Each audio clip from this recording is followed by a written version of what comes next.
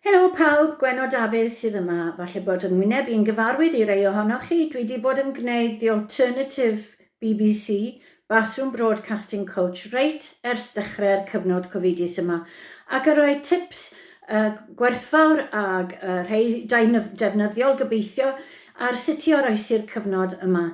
Mae yn Saesneg, oherwydd bod rhan fwyaf o'r clientau dwi'n gweithio gyda fel anogydd arweinyddiaeth a siarad cyhoeddus yn siarad Saesneg, ond mae croeso i chi gael pip arnyn nhw. Maen nhw ar gael ar YouTube, ond hefyd trwy fy ngwefan i ar wdrifflig gwennodafydd.co.uk. Ond heddiw, dwi eisiau siarad am VE Day. Heddiw yw VE Day, neu Diwrnod Buddugoliaeth yn Ewrop os ydych chi yn Gymru Cymraeg. I ni'n dathlu derbyniad swyddogol y Cynghreiriaid o ildio di-amod Naziaid yr Almaen a'i byddinoedd ar yr 8 o Fai 1945, 75 mlynedd yn ôl i heddiw. Mi wnaeth hyn arwain i greu y cynllun heddwch mwyaf welodd y byd erioed, sef yr Undeb Ewropeaidd. Heddiw, rydym ni yn cydnabod ac yn diolch i'r rhai wnaeth roi'r aberth eithaf yn y frwydr yn erbyn ffasgiaeth. Bu y golled ar galar yn enfawr i deuluoedd a chymunedau ar draws nid yn unig Cymru, ond hefyd teuluoedd eraill cyffredin ar draws Ewrop.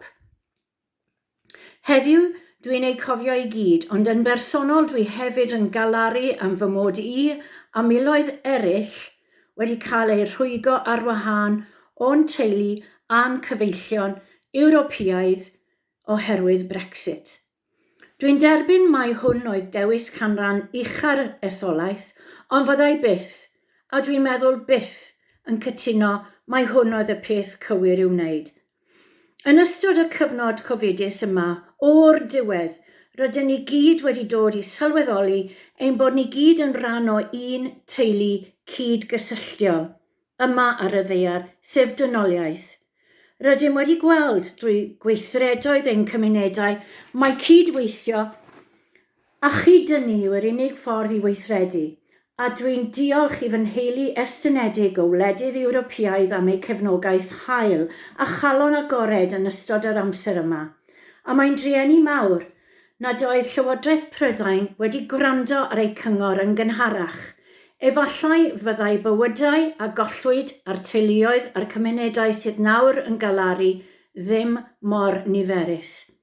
Dwi nawr yn mynd i ganu anthem Ewrop, Ode to Joy. Fe sgwennes i'r geiriau yn arbennig ar gyfer y diwrnod a adawson ni Ewrop. Diolch yn fawr i chi. Ni sydd gryfach gyda'n gilydd, peidied byth bod ar wahân, brodyr chwiorydd dewch mewn undod, codwch leisiau mewn un gan. Ewrop yw ein hafan ddiogel, heddwch sy'n ei ffiniau hi. Syrthio wnawn os ein gwahenir, oll fel un yn deulu.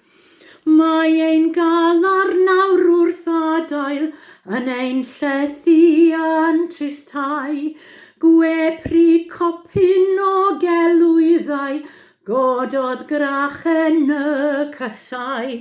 Mae'n calonau ni ar dorri, a bydd bythoedd fydd y briw. Wnaeth ymledu dros ein tiroedd, nawr yn hollti dynol ryw.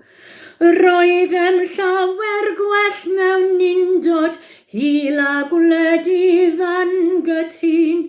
Cymaint hawsach a doedd bywyd, rhyddid gwledydd yn ddiffyn. Mae'r dyfodol nawr a'n dywyll, anobeithio wnawn yn nawr. Fod fflamau'r tan yn wreichion, un dydd daw yn goel certh fawr. Diolch yn fawr.